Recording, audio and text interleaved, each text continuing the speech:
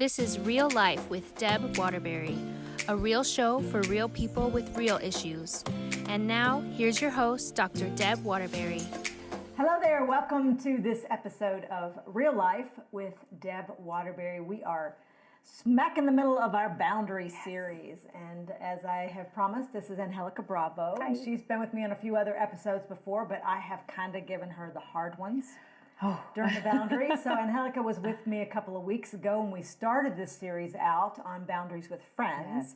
Today's topic, Angelica. It's even better. It's even better. And this is so difficult because we're so bad at it. Oh, 100%. Yes. So this one is on boundaries with our church or at church. You should have had like church, insert or dun dun dun. dun, dun, dun, because this is so hard. Yes. You know, so often the boundaries at church will transcend so many things. Yes. I have often it's transcended my family, my relationship with my husband.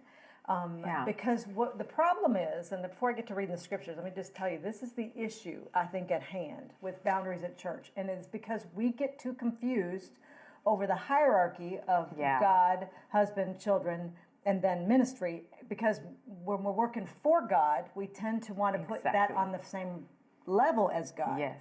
So God and working for God seem to end up on the top. Saying no to church is saying no to God. Correct. Which is not true. Not the case. And so what we do, and I've done that to my husband before so many times, and I've even said things that I'm just so sad about having said to him, thinking that I was completely right, because he, in my mind... Sorry, I couldn't hear what... Sorry about that. My phone is trying to talk to me on my watch. Don't want you to talk about boundaries. He's like, sorry. Sorry, not talking about that.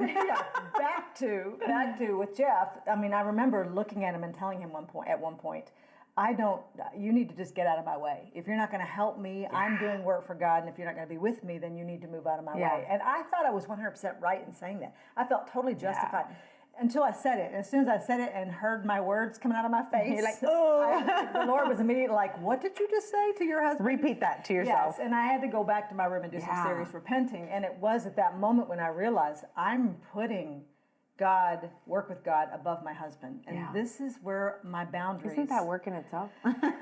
It is, yes. So boundaries at church, boundaries with your church, boundaries in your church. Those are all kind of what we want to cover today, and this is very difficult. So here's a couple of the verses that the Lord gave me when it comes to this. First, Matthew 5:37, and I remember a pastor telling me this back, and it's even if you've read The Lies That Bind, you will have read in chapter 3 when this pastor said you need to learn this. Yes.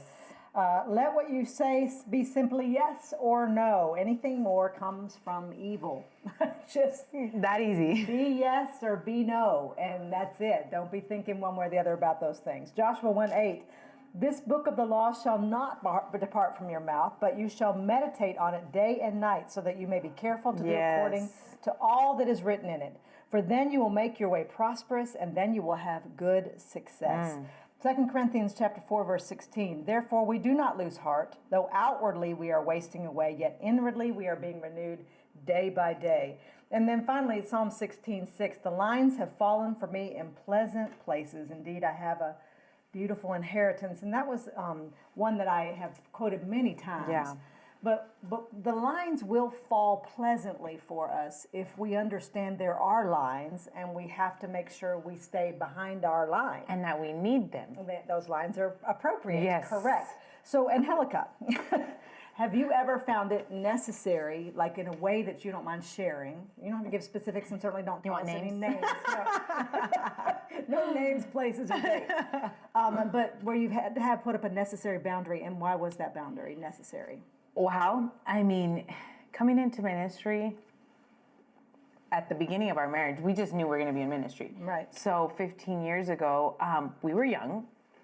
We didn't have kids, so therefore, not that we didn't need boundaries, but it was we could do other things. Correct. Yes. So I think taking that model into 2 kids, 3 kids, 4 kids, more ministry, full-time pastoring was like, there's no way we could live this way. Yes. So I think for us, learning what our boundaries are in every season was important, because there has been times where, I mean, we're Hispanic, we're crazy, we're everybody's family, like everybody, you walk in the house and you're automatically like, tia and tío. And so I think that that's how we lived for a very long time in ministry.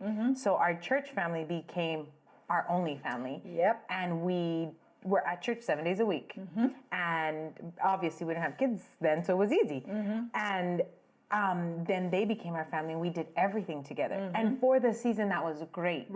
But taking that into our next season at the next church, I thought that that's what needed to happen. Normal. And I thought that would be normal. But I quickly realized that I needed boundaries to stay sane in ministry, to be a good mom, to be a good wife, and to just be a good me and just protect myself. I had to put up boundaries so that those, and I want to be careful with this because I don't want people to take it the wrong way, but for people at church not to hurt me.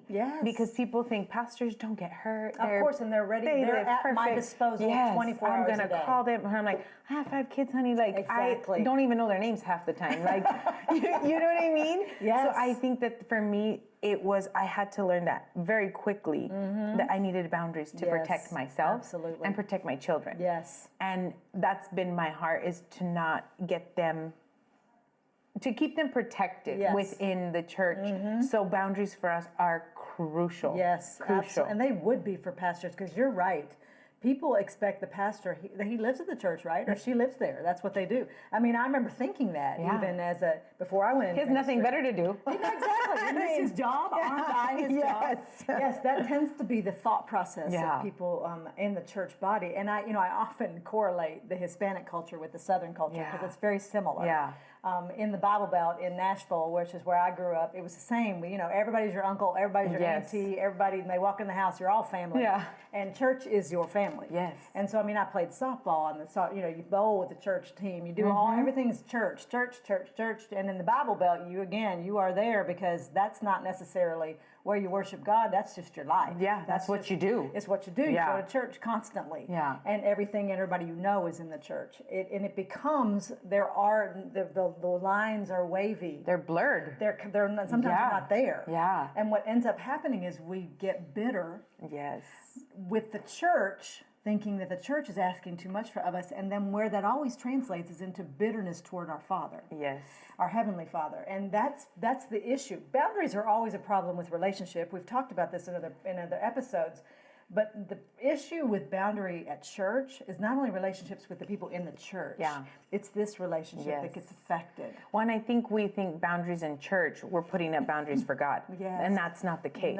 The case is, there's no boundary. God's got it all, but He's in control. But we got to control this aspect because it's how you're fed spiritually. It's how, you wouldn't cook all day, every day on high. No, of course that's a good analogy. You know what I mean? Like, so there's times where you need a boil. There's times where you got to turn it down. And that in itself is a boundary. That's very good. So knowing that I can walk this far with this person, or knowing your limitations, like I can do hospital visits for those pastors that do that, or whatever. But also being able to say no in a healthy way. And I think being in ministry is being able to redirect people. Absolutely. But that also means you have to have a supportive community. And you've got to be willing to be redirected. And to be like, you know what, I can't help you, but I'm going to find the help for you. I'm going to help you get there. Like, I can't do it with you. And I think once you do that enough, it becomes like a healthy boundary within yourself to be able to say, I can't do that. Let me check my schedule. And it's not a God thing, like, or a spiritual attack. It's just, I want to give you the best. And that's wisdom. And for those who aren't necessarily in full-time ministry, where you're serving in the church, that's ministry. You are in full-time ministry. But often it is that idea, that beautiful intention, and this was me, and again, for those who've read the book, you'll know at that moment I wasn't necessarily in ministry, but my thought process was, because this isn't my full-time job, I need to do everything I can to help. And so that heart is appropriate, but what ends up happening is you're the one that says yes all the time, and it is human nature to count on the one who always gets it done. And so if you become the one that says yes all the time, and then you work your rear end off to get everything perfect. Exactly. Even though in your brain you are having a meltdown. Everybody outside is saying, you know, so-and-so, Deb can do this. She does everything. Ask her. Yeah. And then you just get angrier and angrier. And that's not them trying to necessarily take advantage on purpose. Yeah. But it's the image you portray that I have no boundaries. I will do everything you ask me to do. Yes. And I'll do it with excellence. And I think there's a season for that. There is. If you can, you can do it. I don't think that's bad necessarily, it's not. because some people can do that and are perfectly content serving their heart out 7 days a week. We were. When we were so in it was 7 I. days a week, we were happy. Our marriage was great. And then we added a kid, and she came along for the ride, and it was awesome. And then we added 2, and it was like, oh, this is getting harder. Not so awesome You know, I'm like, anymore. Yes, I don't know about this. Then as your life grows and your seasons change, God also brings in, and this is where I think we as not ministry, like leading ministry, but in the church, we get it wrong. We think that we're the only ones that can do this job. Oh, there you go. And I think that is a boundary. That's a wall. That's not even a boundary. We put up a wall and like, no. I can only take care of this. Right. But God has called us to build people up and work hand in hand. And I think that once you eliminate that wall, we can work together. And it's not just one person doing everything. Right. And then that allows for you to be able to say, you know what, I can't do it. Right. But I think she can, or That's he very can. good. That's good. And you're not, and you made this point a minute ago, Angelica, and it was so good.